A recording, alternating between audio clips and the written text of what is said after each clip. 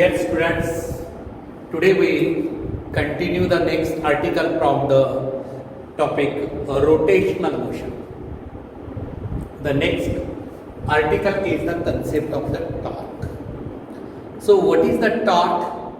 To understand the concept of torque, let us draw this figure here.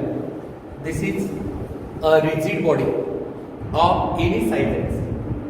Now let us rotate this rigid body about an axis passing through any point O and perpendicular to the plane.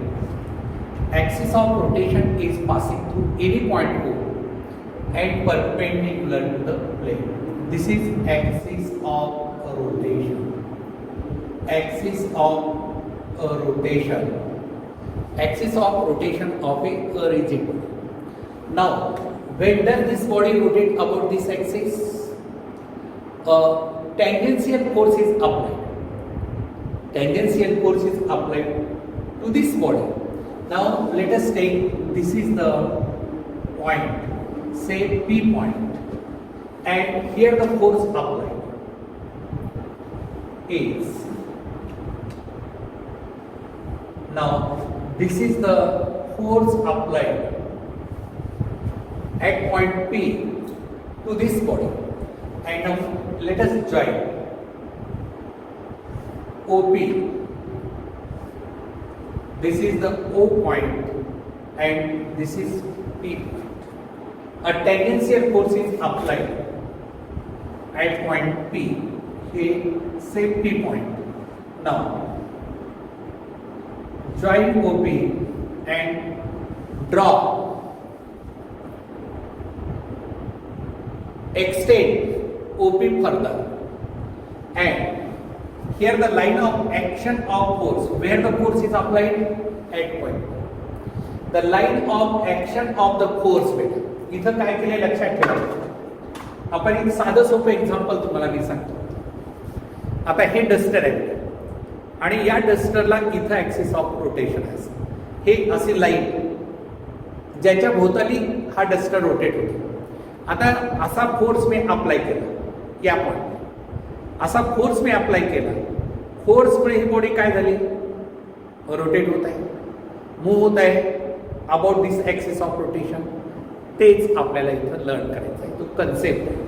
तर इथं force apply केलेला आहे आणि या फोर्सनं OP लाईनशी केलेला angle जो असेल तो थीटा आहे. ओपी लाईनशी केलेला अँगल, फोर्सनं ओपी लाईनशी केलेला अँगल थीटा, आणि ओ पासून पी पर्यंतचं डिस्टन्स जे असेल हे किती घेतलेलं आहे आपण, R distance. A tangential force applied to the point P at a distance small r from O point. O point, the point at which the axis of rotation passes. Right? Now, I will perpendicular distance. हे जे A, आता basic मी तुम्हाला एक point आताच म्हटलं होतं, line of action of force असा शब्द वापरला. आता इथं जे घेतलं हा अँगल थीटा असेल तर हा सुद्धा अँगल थीटाच असतो. आता हा फोर्स आपण इथं अप्लाय केलेला फोर्स आहे, हा फोर्स F, आणि O हे परपेंडिक्युलर डिस्टन्स. कोणतं परपेंडिक्युलर डिस्टन्स, आपण याला D असं परपेंडिक्युलर डिस्टन्स D. आता इथं जो फोर्स अप्लाय केलेला आहे, तर टॉर्कमुळे आता काय कन्सेप्ट आहे टॉर्कचा आपण इथं पाहूया.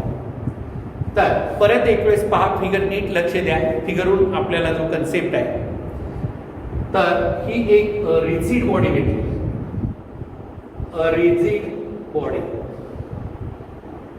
आणि ही रिजिड बॉडी रोटेट करायची कुठं, about an axis passing through O and perpendicular to the plane. When does the body rotate,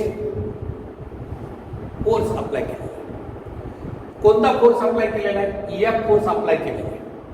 आणि या फोर्सची line of action of force जो असेल तो असा फोर्स अप्लाय केलाय.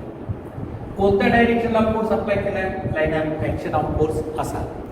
Line of action of force means the line along which the force applied is called as line of action of force. लक्षात येतो कन्सेप्ट काय सांगितला? Line of action of force means the line, straight line along which the force applied is called as line of action of force. मी इथे लिहितो line of action of force. Line of action of force means the line along which force applied to the body at a point is called line of action of force. Line of action of force. Line of action of force म्हणजे आपली line कोणती? ही straight line along which the force applied to the body at point P. Now draw OP line. Draw OP line and further extend it. The distance from axis of rotation and the point at which the force applied is R. Let theta be the angle between the line OP and applied force. The line OP and applied force. Now, draw perpendicular OD on the line of action of force. On the line of action of force. And now here, from the geometry of figure, torque, काय बेटा concept of torque or moment of couple,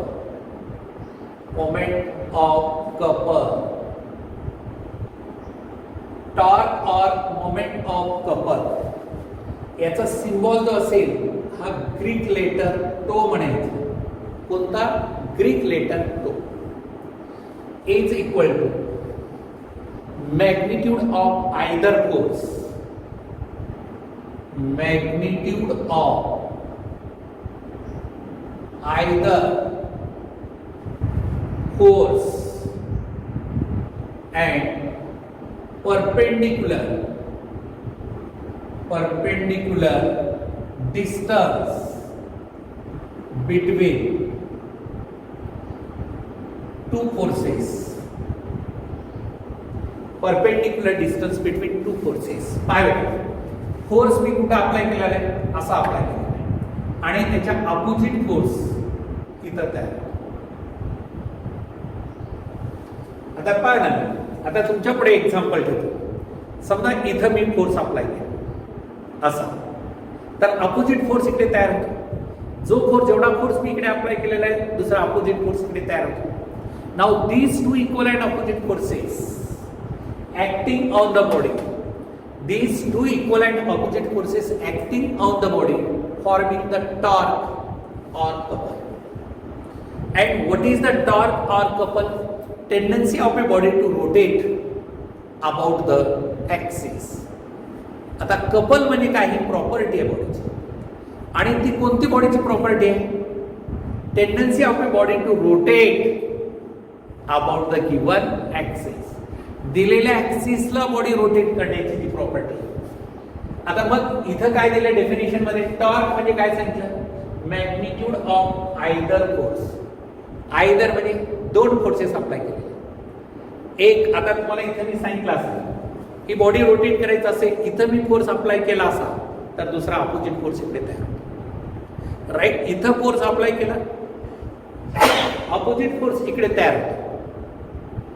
आणि हे दोन equal आणि opposite forces acting on the body produce the rotational motion of the body. Produce the rotational motion of the body. आता काय भेटायचं, या बॉडीला मॅग्निट्यूड ऑफ आयदर इक्वल आणि अपोजिट फोर्सेस आहेत, म्हणजे त्याचं मॅग्निट्यूड दोन्हीचं सारखं आहे. एक पॉझिटिव्ह घेतला तर दुसरा निगेटिव्ह घेतला. पॉझिटिव्ह आणि निगेटिव्ह काय डायरेक्शन आहे. समजा आता उदाहरणार्थ तुम्हाला मी इथं सांगितलं हा फोर्स आहे 10 न्यूटन इकडे, तर दुसरा फोर्स इकडे -10 न्यूटन. पण या दोन फोर्सचं मॅग्निट्यूड सारखंच आहे, परंतु या दोन फोर्सचं मॅग्निट्यूड सारखं आहे opposite in direction. Opposite in direction and they produce, म्हणजे हा असा आणि हा फोर्स असा, ही बॉडी काय होते रोटेशनल मोशन प्रोड्यूस करते. मग रोटेशनल मोशन प्रोड्यूस करण्यासाठी टॉर्क लागतो. मग टॉर्क म्हणजे काय, magnitude of either force and perpendicular distance between two forces. Magnitude of either force into perpendicular distance between two forces. काय बेटा टॉर्कचा सिम्बॉल मी सांगितले तुम्हाला, काय सांगा, टॉर्कचा सिम्बॉल काय सांगितलं, टो. टो हा ग्रीक लेटर, इंग्लिश लेटर नाही, हा Greek letter. Is equal to magnitude of either force F घेतली, दोन्हीपैकी एक कोणताही घ्या फोर्स, दोन्ही equal in magnitude and opposite in direction. तर आयदर फोर्स म्हणजे दोन्हीपैकी एक कोणताही घ्या, तर तो फोर्स किती घेतला मी एफ, आणि perpendicular distance between two forces. आता perpendicular distance between two forces म्हणजे कोणता आहे, इथून येतो. अलग perpendicular distance between two forces, या दोन फोर्सेस मध्ये हे परपेंडिक्युलर डिस्टन्स नाही, ती line of action of force असे असेल तर हे परपेंडिक्युलर इथून इथपर्यंत, त्याला आपण ओडी म्हणतो. Perpendicular distance between two forces is OD, आणि त्याला आपण डी असं म्हणतो. Torque is equal to F into torque is equal to F into D. आता टू फाइंड डी, इधर टू फाइंड स्मॉल डी, याला आपण डी म्हणजे मोमेंट आर्म असं, याला काय to find D that is moment arm. Moment arm D ला आपण काय म्हणले मोमेंट आर. काय असेल moment arm, from geometry of figure, from geometry of figure सांगा बेटा, sine theta from geometry of figure right angle triangle OPD, OPD sine theta right angle triangle कोणता O P D. Sine theta म्हणजे opposite side upon hypotenuse. Opposite side कोणती घेतली मी OD, OD divided by OP, and therefore OD is equal to OP sine theta. OD म्हणजे D, OP म्हणजे R sine of small d moment R, आणि moment R is equal to D sine theta, आणि that is equal to, आता या डीच्या equation 1 मध्ये D ची किंमत ठेवून टाका. इक्वेशन नंबर 1 मध्ये डी ची किंमत ठेवा, आणि मग आपल्याला torque is equal to F into R sine theta, F R sine theta. And torque हे वेक्टर क्वांटिटी आहे. आपण A vector C is equal to vector A cross B घेतो, बरोबर आहे, and that is magnitude of this vector is equal to A B sine theta, बरोबर आहे. तर आता हे दोन याचा प्रॉडक्ट आहे. कोणाचा प्रॉडक्ट आहे, दोन क्वांटिटी कोणते आहेत, फोर्स आणि radius vector. Force and radius vector किंवा त्याला आपण पोझिशन वेक्टर म्हणतो. तर टॉर्क हे वेक्टर फॉर्मॅट मध्ये लिहायचं असेल, torque vector is equal to R cross E. R cross E म्हणजे टॉर्क हे कशावरती अवलंबून आहे, not only depends upon applied force but also depends upon position where the force is applied. मग आता एफ जास्त असेल तर आर कमी असतो. बॉडी रोटेट करायचं आहे तुम्हाला, म्हणजे हा फोर्स जो आहे त्यात अप्लाय केलेला फोर्स हे डिस्टन्स आणि फोर्स होते. टॉर्क तुम्हाला मॅक्सिमम असायचं असेल तर आर जास्त असलं पाहिजे, एफ कमी असला पाहिजे. म्हणजे एफर्ट्स कमी लागले पाहिजेत.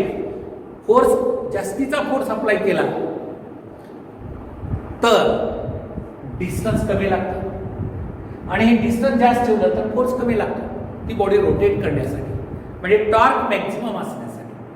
म्हणून टॉर्कसाठी आपल्याला कंडिशन काय आहे? What is the torque? Torque is a vector quantity. It is the cross product of position vector and applied force. लक्षात आलं? तर यापुढे आता definition of the torque. Definition of the torque. Next जैसे डेफिनेशन ऑफ टॉर्क. हा टॉर्कचा concept clear करूया. Definition of the torque. It is a vector quantity and it is the cross product of position vector and applied force. It is a vector. It is a vector. आता हे vector असेल, torque is a vector, then it is the cross product of, it is the cross product of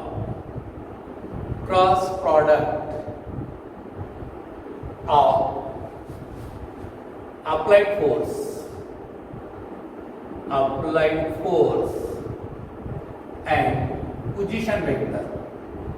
Applied force and position vector. Applied force and position vector. So magnitude of torque depends upon what? Let us tell you. Magnitude of the force depends upon. सांगा बेटा कशावर करेल? Magnitude of the force depends upon three basic quantities. Magnitude of torque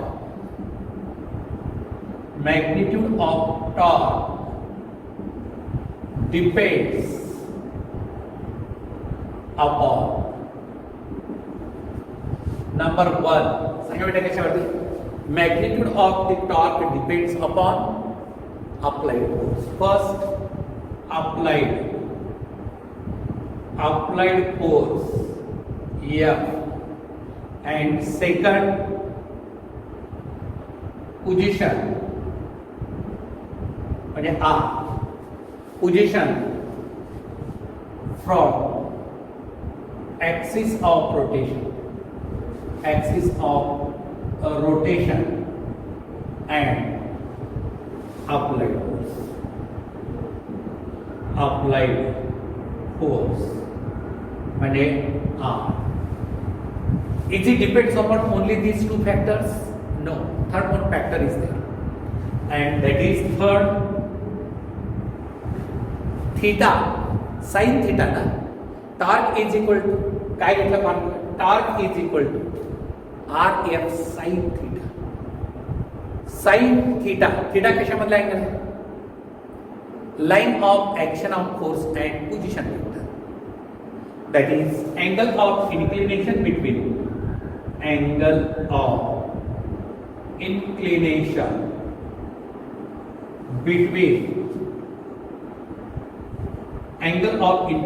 between line of action of force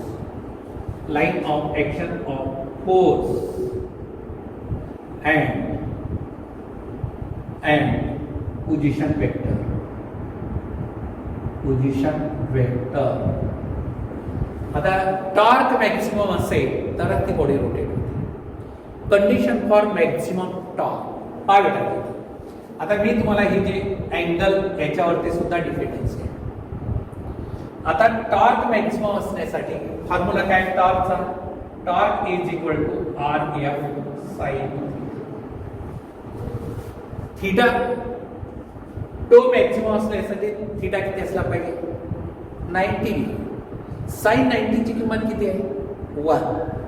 that is for maximum torque theta should be equal to 90, and hence sin 90 is equal to 1, and therefore torque maximum is equal to Rf. Tmax is equal to R into F. आणि theta 0 असेल तर torque minimum, आणि for minimum torque theta is equal to 0, sin 0 is equal to 0, and therefore T minimum is equal to Rf into 0 is equal to 0. म्हणजे पाय बेटा कसं रे, हे पायकडे लक्ष द्या. sin 90 म्हणजे फोर्स कसा अप्लाय केला पाहिजे, हे असं, हा अँगल हा फोर्स आहे, हा अँगल 90 डिग्री असेल, म्हणजेच असा तिरपा फोर्स अप्लाय करायचा नाही, असा सरळ अप्लाय करायचा.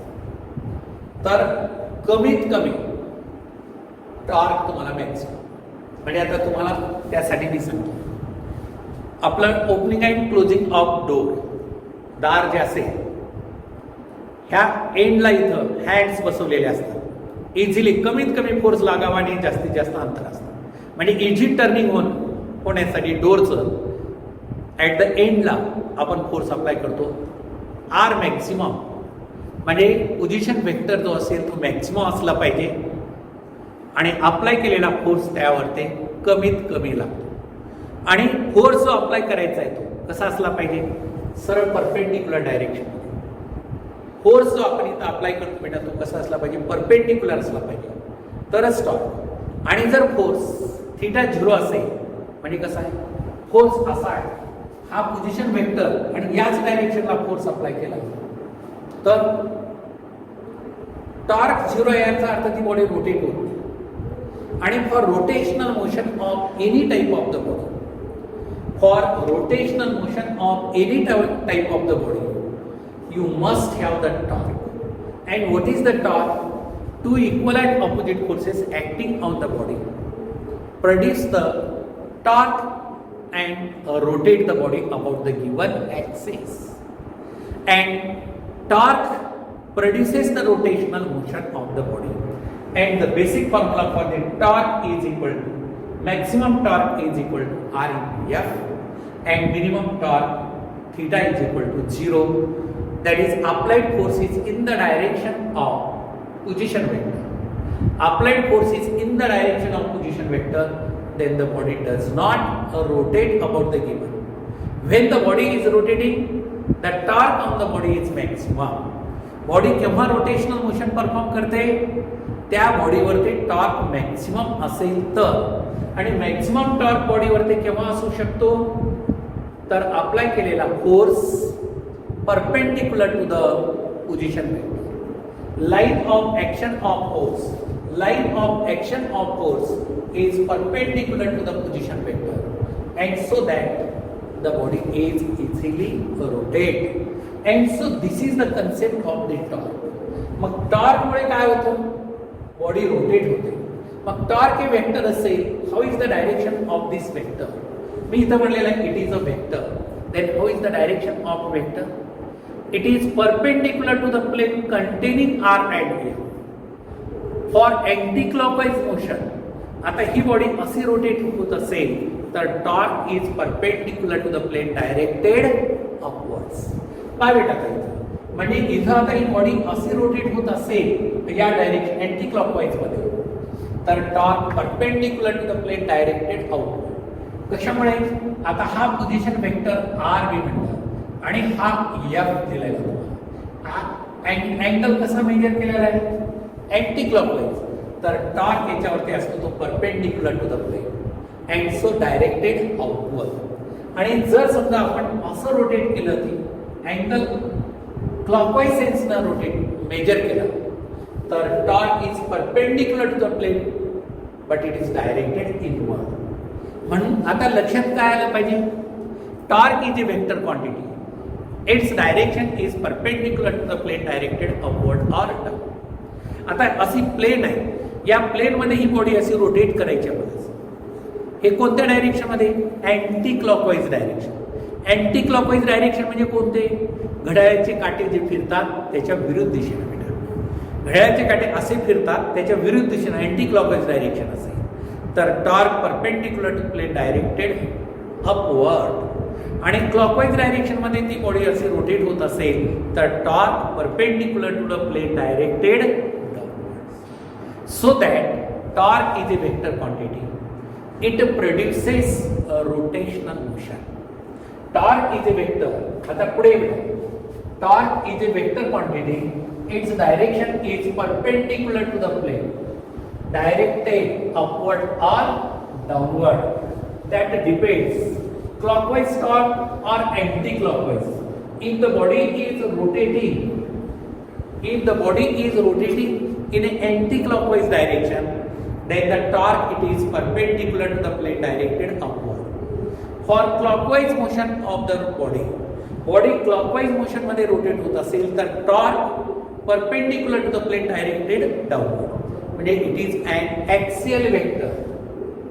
It is an axial vector.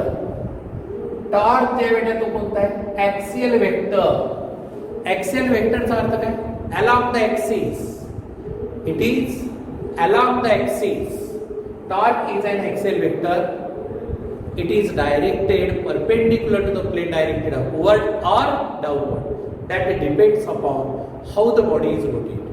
For anti-clockwise movement, it is perpendicular to plane directed upward, and for clockwise movment, it is perpendicular to the plane directed downwards.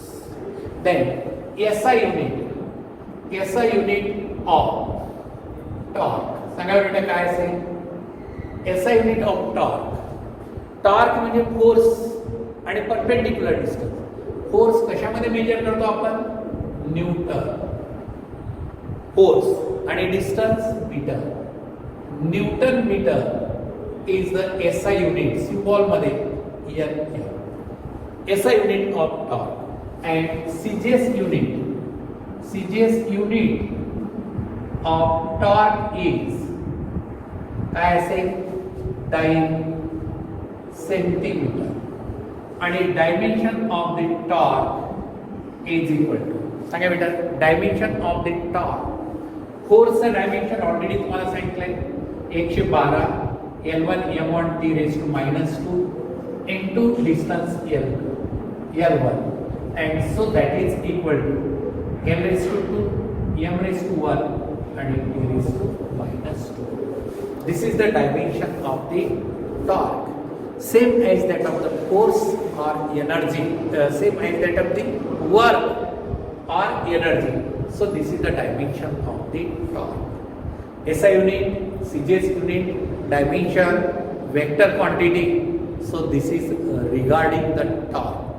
And torque produces the rotational motion of the body.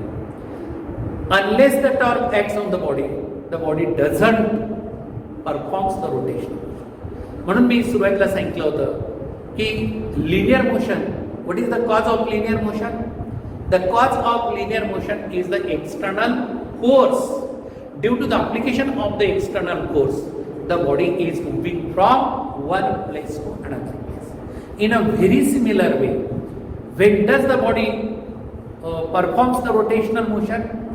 Due to the application of external torque, and due to the external torque, the body is set into rotational motion about the given axis of rotation. About the given axis of rotation, and so that is the concept of the torque. तर बेटा article मध्ये expression, concept of the torque and expression for it. आता याचं expression आपल्याला काढायचं आहे तर त्यासाठी टॉर्कचं एक इक्वेशन आपण लर्न केलेलं आहे. कोणतं इक्वेशन लर्न केलेलं आहे सांगा? Torque is equal to RF sine theta. Magnitude किंवा torque is a vector quantity and that is R cross. कोणतं? R cross F. torque is a vector quantity and it is the cross product of position vector and applied force. Now to find the expression for the torque, आता बेटा टॉर्कचं expression काढायचं आहे आपल्याला. Important concept learn करायचा आहे टॉर्कचा पुढे, म्हणून परत आपल्याला एक्सप्रेशन फॉर टॉर्कसाठी let us draw this is the rigid body of any size and cell. कन्सेप्टची फिगर वेगळी आणि एक्सप्रेशनची फिगर वेगळी. तर या ठिकाणी रिजिड बॉडी म्हटल्यानंतर आपल्याला एनी साइज अँड सेल ही अशा आकाराची रिजिड बॉडी असेल. युजली आपण ऑलरेडी याच्या अगोदर पण मी काढलेला आहे. तर अशा टाईपची to find the expression for the torque on a rotating rigid body, let us consider a rigid body of any size and shape. A rigid body of any size and shape काढा बेटा. ही rigid body अशी काढा आणि या rigid बॉडीची size जी असेल ती कोणत्याही आकाराची असेल आणि त्यानंतर this rigid body rotate about a given axis. दिलेल्या ॲक्सिस भोवताली ही रोटेट होत आहे, याचा हा ॲक्सिस ऑफ रोटेशन असेल. आणि रिजिड बॉडी मेडअप ऑफ, आता हे जे पॉइंट आहे हा पहिला पार्टिकल मास m1 r1 डिस्टन्स वरती, दुसरा पार्टिकल r2 डिस्टन्स वरती आणि याचा मास m2. तिसरा जो पार्टिकल आहे तो पार्टिकल m3 r3 डिस्टन्स वरती आणि शेवटचा पार्टिकल आपण इथे घेऊया तो पार्टिकल rn आणि mn अंतर. तर पहिल्या पार्टिकलचं जे डिस्टन्स असेल ते किती a1 आणि ह्या दुसऱ्या पार्टिकलचं डिस्टन्स a2. म्हणजे पहिल्या पार्टिकलचं डिस्टन्स r1, त्याचं मास m1 आणि लिनियर एक्सेलरेशन a1. दुसऱ्या पार्टिकलचं मास m2 r2 डिस्टन्स वरती आणि a2 एक्सेलरेशन आणि तिसऱ्या पार्टिकलचं मास m3 डिस्टन्स r3 आणि a3 आणि लास्ट पार्टिकलचं जे असेल मास mn rn डिस्टन्स आणि am. A rigid body rotate with constant angular acceleration alpha.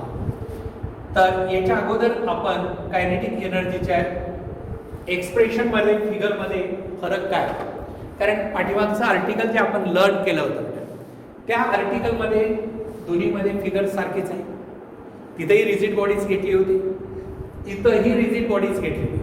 Axis rotation passing through any point and perpendicular to the plane, right आहे. Now the rigid body is made up of, a rigid body is made up of large number of infinitely small particles. A rigid body is made up of large number of infinitely small particles of masses m1, m2, m3 and so on mn. They are situated at a distances. They are situated at a distances r1, r2, r3 and so on rn from the axis of rotation respectively. The rigid body rotate with constant angular acceleration alpha. A rigid body rotate with constant angular acceleration alpha.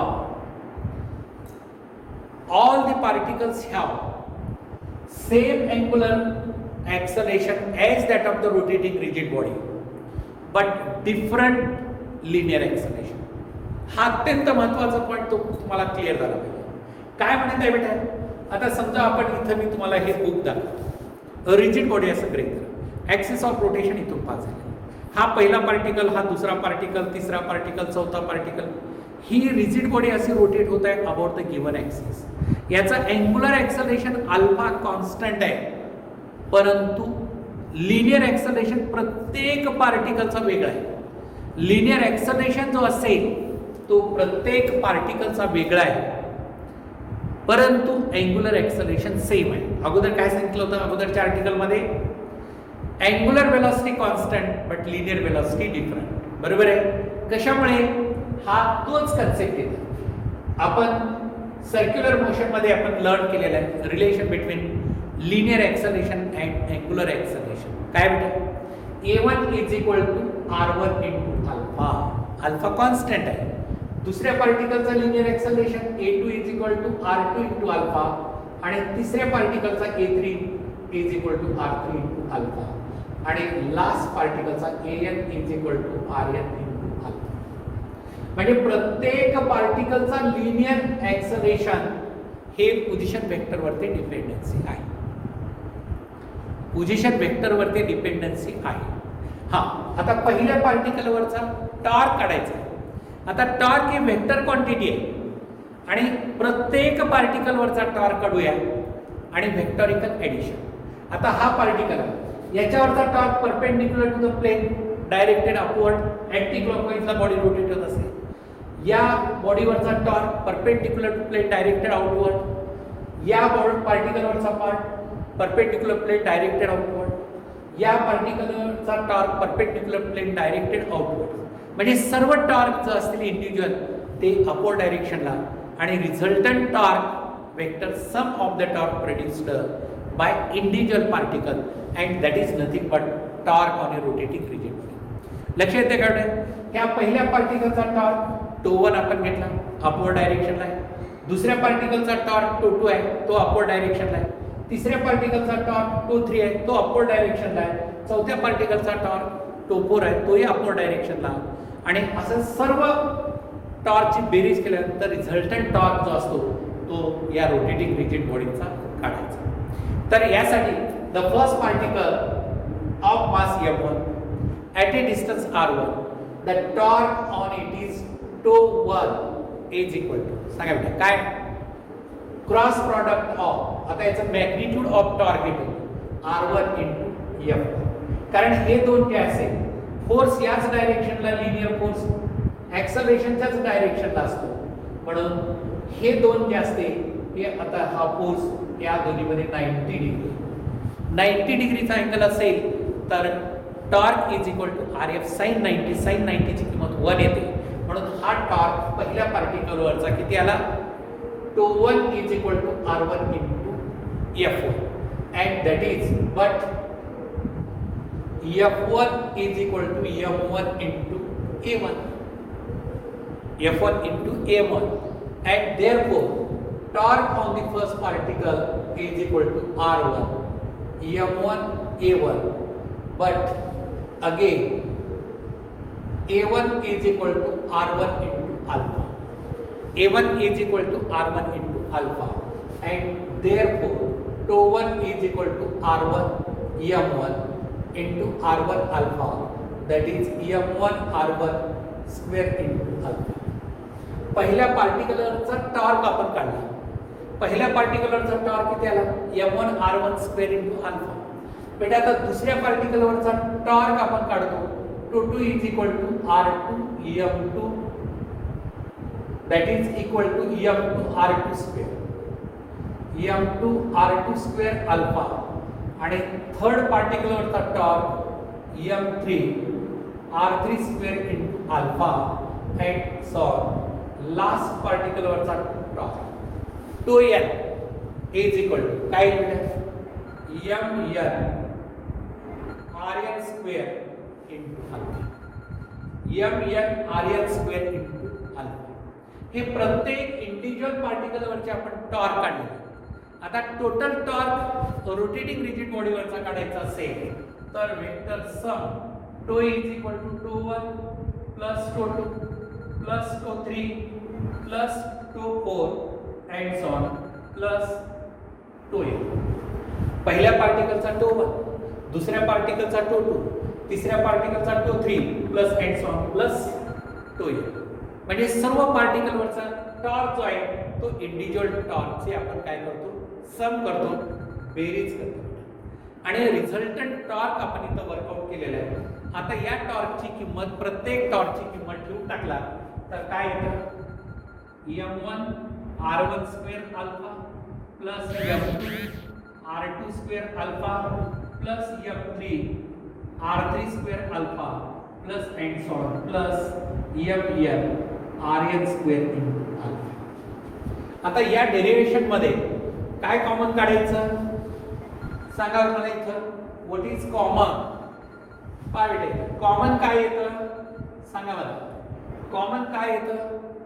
That is equal to m1 r1 square plus m2 r2 square plus m3 r3 square plus and so on plus mn rn square into alpha.